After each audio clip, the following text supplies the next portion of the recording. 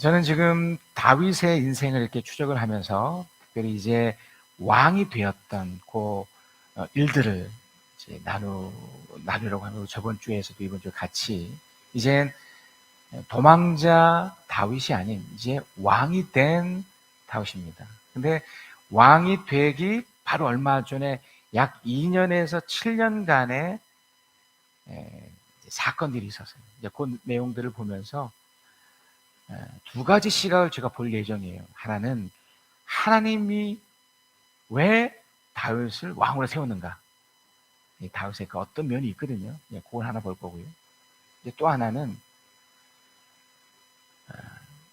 그 왕이 되지 못했던, 그러니까 어떤 권력과 힘을 가졌던 또 사람들이 있거든요. 그 사람들이 결국 얻지 못했던 이유가 또 있어요. 그러니까 왕이 된 이유, 또 그렇지 못했던 이유. 두 번째로 이걸 또 볼 건데요. 결국 하나님은 모든 것의 결정권자시잖아요. 다윗이 왕이 되고 싶어서 사실 왕이 되는 게 아니거든요. 어떤 권력과 힘을 얻기 위해서 나름대로 노력하지만 최종적으로는 뭐 돈도 마찬가지지만 하나님이 주시는 거예요. 그렇기 때문에 결정적으로 우리가 하나님 마음에 들어야 됩니다. 그러니까 이 부분이 오늘 본문에 이렇게 나옵니다. 이걸 여러분이 귀를 쫑긋 세우시고 이렇게 잘 이렇게 적응하시고 붙잡으시면 좋겠습니다. 사무엘하 5장 3절에 보면, 자, 오늘 읽은 내용이죠. 그리하여 이스라엘의 모든 장로가 헤브론으로 왕을 찾아오니, 이 왕은 이미 유다 왕인 거죠. 이미 유다에서 왕이 된 이 다윗에게 찾아오니 다윗 왕이 헤브론에서 주님 앞에 나아가 그들과 언약을 세웠다. 그리고 그들은 다윗에게 기름을 부어서 이스라엘 왕으로 삼았다. 공식적인 왕이 된, 온 이스라엘이 왕이 된 겁니다. 이 내용이 너무나 중요했기 때문에 그 이스라엘 역사를 다루는 그 역사서가 두 가지가 있는데요. 사무엘서가 있고 또 역대기서가 있습니다. 역대기서는 사무엘서 좀 다른 게 뭐냐면 이스라엘이 이렇게 멸망을 했을 때가 있었거든요. 그러니까 사무엘서는 그 당시를 이렇게 묘사를 한 내용이라면 역대기는 이스라엘이 멸망한 후에 그들이 포로로 끌려가고 시간이 많이 지나면 한 70년쯤 지난 후에 다시 돌아와서 이제 추억을 하면서 썼던 기록이 이 역대기예요. 그러니까 그 내용에도 이 부분이 나와요. 역대기상 11장 3절에도 이런 표현이 있습니다. 그리하여 이스라엘의 모든 장로가 헤브론으로 왕을 찾아오니 다윗이 헤브론에서 주님 앞으로 나아가 그들과 언약을 세웠다. 그리고 그들은, 이 부분이 이제 역대기에서는 이제 새롭게 삽입된 내용인데, 주님께서 사무엘을 시켜서 말씀하신 대로 다윗이 기름을 부어 이스라엘 왕으로 삼았다. 그러니까 이스라엘의 아픈 역사 속에서 다시 되짚어서 그 이스라엘의 왕이 되었던 그 다윗을 보니 그 사람이 이전에 사무엘과 했던 그것이 이루어졌구나. 제가 서두에 말씀드렸듯이 하나님, 그러니까 왕이 되려면 또 지금 우리들도 무언가 어떤 위치가 되고 어떤 역할을 하고 힘, 권력, 뭐 돈, 이 모든 것을 얻으려면 실제로는 하나님의 마음에 들어야 됩니다. 하나님이 어떠함이 있어야 되는데 역대기서에는 주님께서 사무엘을 통해서 하셨던 그것을 기억하셔서 이뤄냈다는 거예요. 그러니까 그 내용을 또 찾으면 이미 우리가 이전부터 다윗이 왕이 되기까지 그런 것들을 이렇게 점검을 해서 이게 무엇이었구나라고 우리가 좀 얼핏 좀 알고는 있지만 그것이 왕이 되게 하는 결정적 우리 입장에서의 어떤 태도며 자세였던 거예요. 자, 한번 찾아봅시다. 자, 먼저 다윗은 이제 유다 왕이잖아요. 유다 왕. 그러면 유다 위쪽에 북쪽 이스라엘 전체에 또 왕이 있었겠죠. 사울이 죽고 나서 사울의 또 다른 아들이 있습니다. 또 다른 아들. 있었습니다. 이스보셋이라는 왕이 있었는데 그게 이제 왕이었고요. 그러니까 유다에서 이제 왕이 되었을 때 이 과정을 먼저 한번 볼 겁니다. 사무엘하 2장 4절에 유다 사람들이 찾아와서 그곳에서 다윗에게 기름을 부어서 유다 사람의 왕으로 삼았다. 이스라엘 왕이 아닙니다. 전체 이스라엘이 아니라 유다 왕. 그러니까 이스라엘은 총 12개 가문으로 형성된 나라예요. 그러니까 유다는 12개 중에 한 개의 유다 지파 또는 유다 가문의 그것의 왕이 된 거예요. 나머지 11개 지파 그 가문에 누가 왕이었다고요? 사울의 또 다른 아들 이스보셋이 왕으로 있고요. 자, 이런 상황에 그에게 있었던 그 과정을 한번 볼 겁니다. 그러니까 유다 왕이 될 때와 이스라엘 왕이 될 때와 그 마지막 그 상황도 비슷해요. 일단 요때도, 그러니까 유다 왕이 될 요때도 여러분 아시겠지만 시글락 사건이 있었습니다. 기억하시죠? 시글락에서 끔찍했던 일. 그러니까 다윗이 사울을 피해서 망명 가서 블레셋의 아기스 그 왕에 이렇게 머물러서 있었던 곳이 시글락이었지 않습니까? 그곳에 어떤 일을 당하냐면 가지고 있던 모든 것을 빼앗깁니다.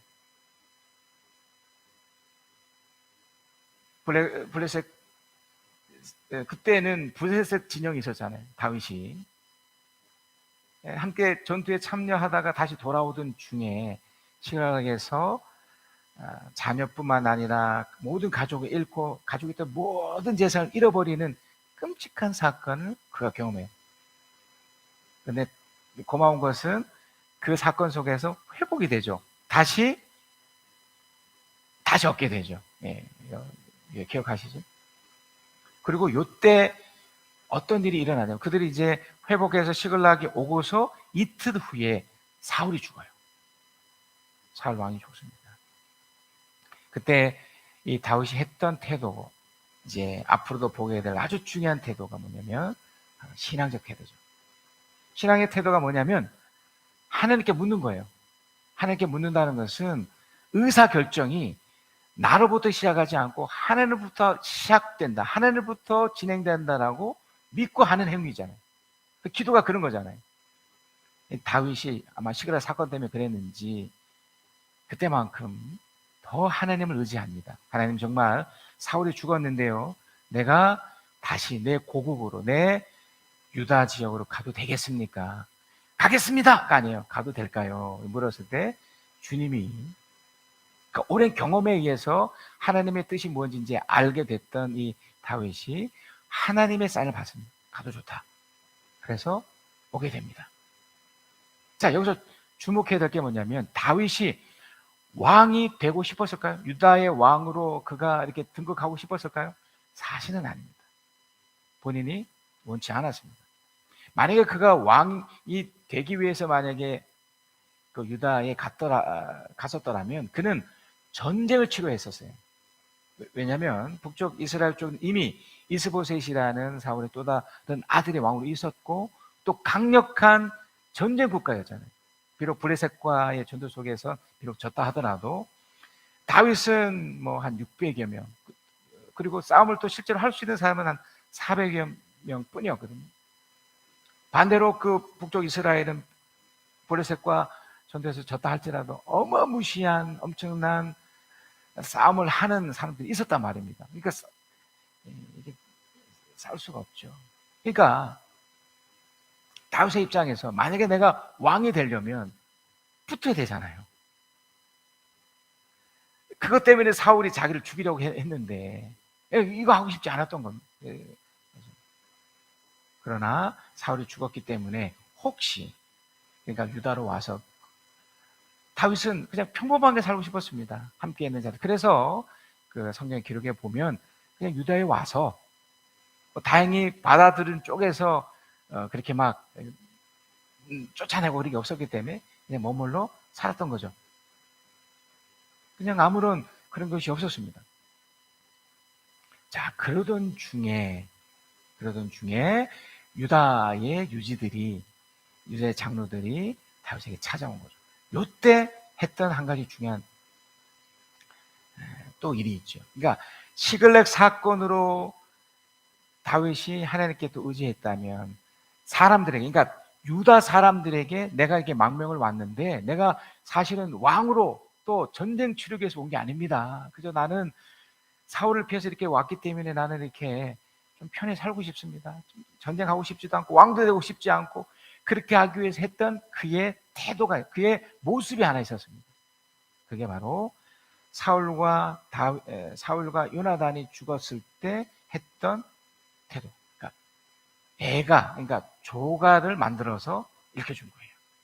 그것도 많은 사람들이 알도록 유다 사람들에게 이걸 가르치도록 합니다. 이 부분이 이제 이 부분에 한 번 더 나오겠지만, 그리고 뭐냐면 다윗은 이런 상황에 의해서 어쩔 수 없이 왕이 될 뿐만 아니라 자신의 마음, 그러니까 자신의 진심이 나는 왕이 되고 싶지 않고, 그 사울의 죽음 얼마나 괴롭혔던 사람입니까, 사울이. 그러나 나는 사울과 또 내가 사울도 죽이지도 않았고, 그리고 사울의 죽음에 대해서 나는 정말 진심을 다해서 애도한다. 그러고 나서 그가 유다 왕이 된 거예요. 자, 이제 요 부분들이, 요 내용이 확대된 것이 이제 온 이스라엘 왕이 된 이 다윗의 모습인데, 이게 한 번 더 반복이 돼요. 자, 이미 말씀드렸듯이 북쪽과 남쪽이 나름대로 이렇게 정착을 합니다. 자, 사무엘하 2장 8절에서 9절입니다. 넬의 아들 아브넬은 사울의 군대 사령관인데 그가 사울의 아들 이스보셋을 데리고 마하나임을 건너갔다. 거기에서 그는 이스보셋을 왕으로 삼아서 길앗, 아술, 이스라엘, 아브라임, 베냐민과 온 이스라엘을 다스리게 하였다. 여기 보면 길앗이죠, 길앗. 길앗은 사실 북쪽 지역이었어요. 근데 이제 유다의 왕이 됐던 이 다윗이 그 길앗의 그 야베스 사람에게 굉장히 우호적으로 하는 행동을 하잖아요. 자, 이런 것들이 다 이후에 온 이스라엘 왕이 될 때 다 영향을 줘요. 사무엘하 2장 10절에 11절입니다. 이제 이스보셋과 이 다윗을 딱 대조를 시켜주는데, 자, 사울의 아들 이스보셋은 이스라엘 왕 될 때가 40세였다. 그는 2해 동안 다스렸다. 유다 족속을 다윗을 따랐는데 다윗이 유다 족속의 왕으로 헤브론에서 다스린 기간이 7해 6달이었다. 자, 요 기간 동안 유다에서 있었던 그것이 반복적으로 이루어지는 그 태도, 그러니까 다윗의 어떤 태도, 요게 온 이스라엘의 왕이 되는 결정적 모습이 돼요. 그러니까 짧으면 2년, 길면 한 7해 6달 동안 있었던 그 내용. 한마디로 이제 다윗은 어떤 왕이었는가를 이렇게 평가를 하는데요. 사무엘하 5장 4절에서 5절입니다. 다윗은 30살의 왕이 되어서, 그러니까 이스보셋은 40살의 왕이 된 거잖아요. 네? 30살의 왕이 되어, 30살의 왕이 되었다는 건 유다 왕 때부터 포함한 거예요. 40년 동안을 다스리는데, 그러니까 70세에 죽었다는 거잖아요. 근데 그는 헤브론에서 7해 6달 동안을 다스리고, 또 예루살렘, 다윗성입니다. 그래서 33해 동안 온 이스라엘을 다스렸다. 이 안에는 아까 말씀드렸던 요게 하나 들어가 있어요. 이제 앞으로 보게 될 이 내용이 들어가 있는 거예요. 40년 동안 다스리고, 이스보셋은 2년을 다스리는데 그 다스리는 그 과정 속에서 다윗은 그 무언가가 하나 있었어요. 무언가. 이것이 또 왕이 될 때도 하나님이 그 모습을 봐서 왕이 되게 하셨고, 이후에 그가 큰 어려움도, 왕이 되고 나서 큰 어려움도 겪긴 하지만 바로 이 모습 때문에 버틸 수 있었던 거예요. 하나님으로부터 심판 같은 일들이 일어났지만 버틸 수 있었던 거예요. 그러면 상대적으로 이전에 사울도 40년을 다스리거든요. 근데 그는 그 40년 동안 또 왕이 될 때는 사실 그렇지 않았지만 바로 이 부분이 빠졌기 때문에 그는 결국 왕위에서 안타까운 죽음으로 끝장이 난 거예요. 자, 그러면 좀 구체적으로 그 무엇, 그 왕이 될 때 가졌던 그 태도, 그게 무엇인가를 볼 건데, 다윗이 유다의 왕이 될 때도 비슷했지만 다윗이 이스라엘 온 왕이 될 때도 그 주변 형세가 좋지 않았습니다. 자, 첫 번째로 이스라엘과 유대가 전쟁을 치러요. 그러니까 지금 아까 말씀드렸듯이 남쪽 유다는 다윗이 지금 왕으로 있고 북쪽은 이스보셋이 왕으로 있잖아요. 그러니까 이게 우호적으로 이렇게 지내지 않았습니다. 사실 다윗은 처음부터 왕이 되고 싶은 마음이 없었고 그랬음에도 이 북쪽 이스라엘 쪽에서는 뭔지 모를 이렇게 힘겨루기 같은 게 있었습니다. 자, 그럼 먼저 볼 건데요. 사무엘하 2장 14절 15절이에요. 그때에 아브넬은, 이 아브넬이 누구냐면 북쪽 군사령관이에요. 이제 아브넬이 제가 소대에 말씀드린 그 무엇을 또 대표해준 반대적인 사람이에요. 그러니까 아브넬을 잘 쫓아오셔야 돼요. 그리고 반대되는 이 다윗의 제가 앞으로 말씀드리려고 하는 요것을 또 잘 보셔야 됩니다. 그때 아브넬이 요압에게 이런 제안을 했다. 요압은 남쪽 유다의 군사령관이에요. 그러니까 다윗 다음으로 행할 수 있는 군사령관이었는데 이런 제안을 하였다. 젊은이들을 내세워서 우리 앞에서 겨루게 합시다. 요압도 그렇게 하자고 찬성하였다. 젊은이들이 일어나서 일정한 수대로 나아갔는데 사울의 아들 이스보셋 쪽에서는 베냐민 사람 12명이 나왔고 다윗의 부하들 가운데 12명이 나왔다. 지금 이게 뭐 하자는 거냐면 힘교육을 하자는 거잖아요. 근데 재밌는 게 뭐냐면 이게 더 큰 싸움으로 바뀌어요. 자, 보겠습니다. 사무엘하 2장 22절 23절. 아브넬이 다시 한번 아사헬을 탈났다. 이 싸움이 격해져 가지고 어떤 지경이 일어났냐면 서로 죽이고 죽임을 당한 일이 생겨버려요. 그래서 북쪽 이스라엘 쪽이 져요. 그래서 막 도망을 갑니다. 그 과정에 너는 나를 그만 뒤쫓고 물러가거라. 내가 너를 쳐 죽여서 너를 땅바닥에 쓰러뜨리려고 할 까닭이 없지 않느냐. 내가 너를 죽이고 어떻게 너의 형 요압을 보겠느냐. 그런데도 아사헬이 물러가기를 거절하니 아브넬이 창것으로 이스라엘의 배를 찔렀다. 창에 그의 등을 뚫고 나왔으며 그는 그 자리에 쓰러 죽었다. 아사헬을 따르던 사람들이 그가 서진 곳에 이르러서 모두 멈추어 섰다.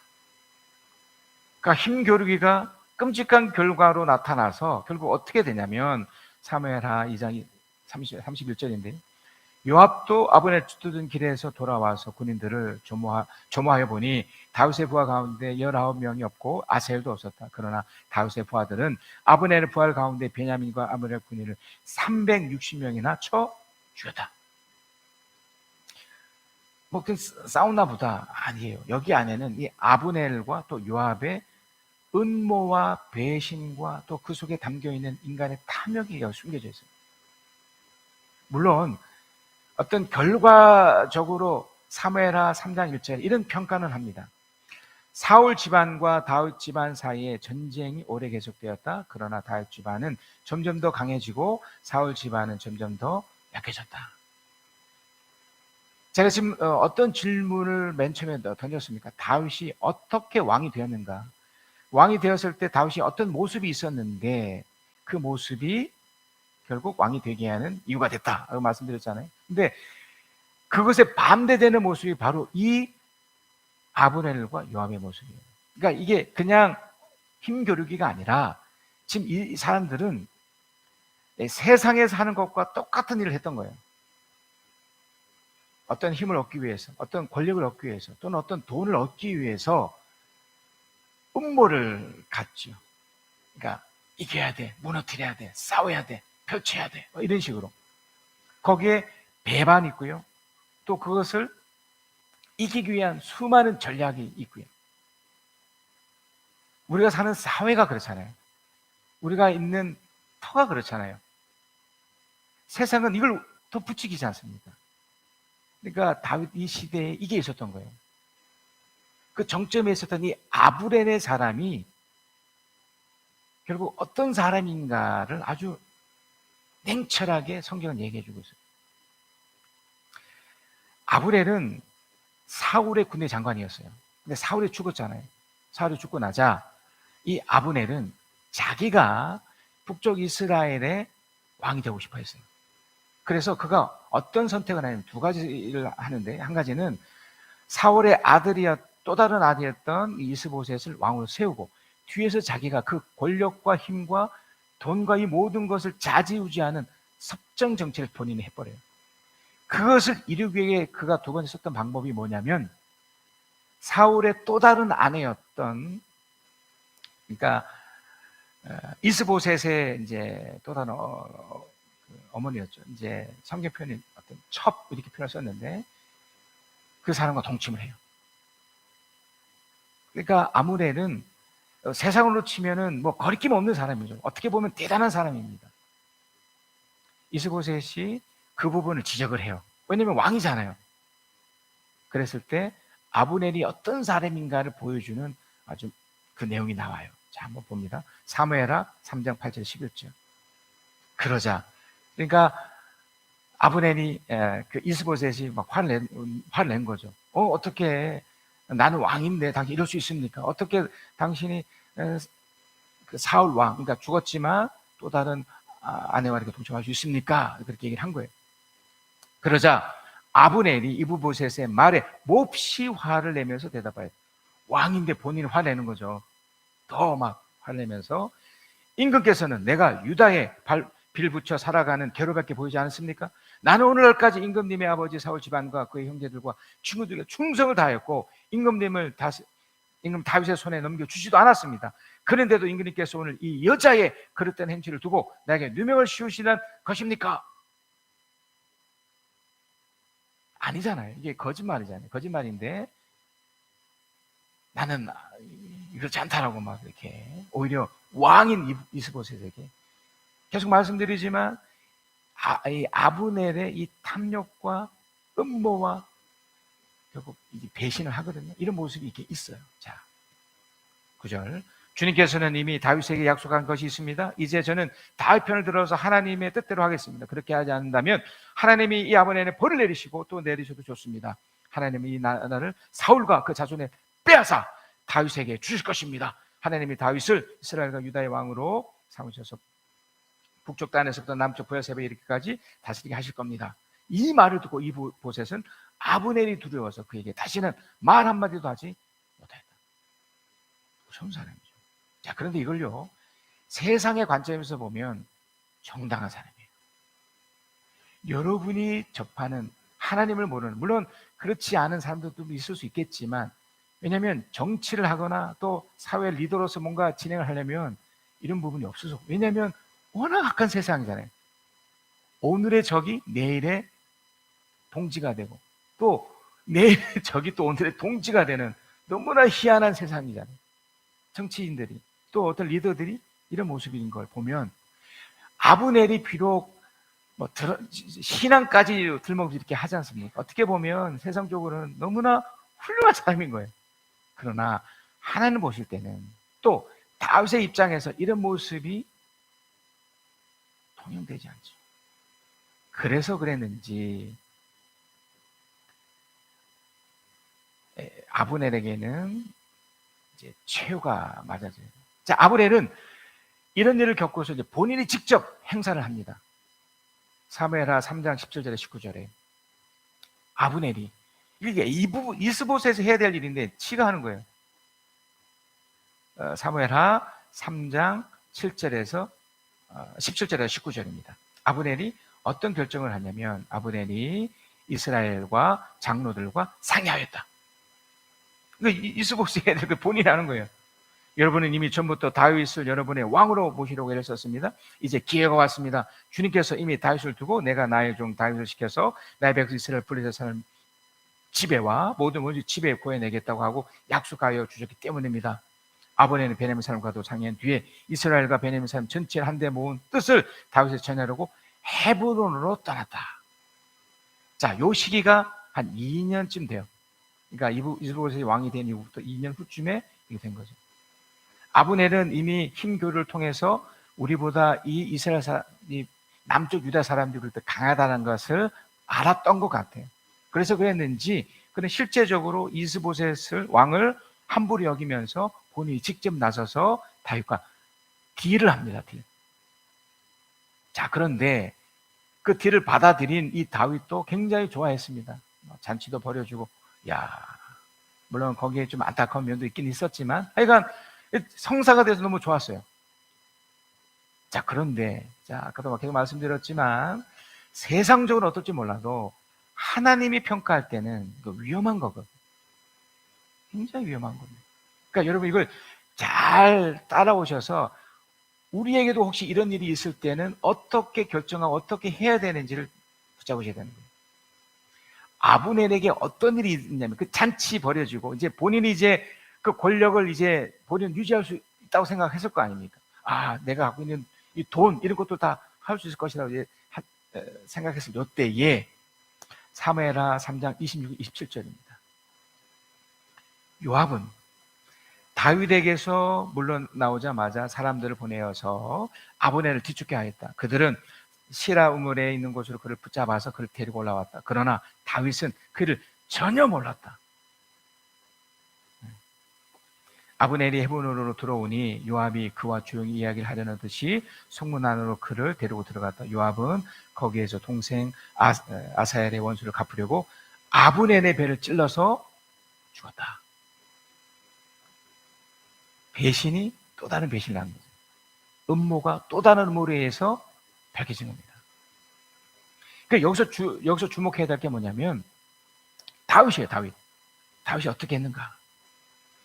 유다 왕이 됐을 때도 사울 왕이 죽었을 때 사람들은 분명히 오해했을 거예요. 왜냐하면 그 오랜 세월 동안 사울이 이 다윗을 죽이려고 이렇게 했었던 거잖아요.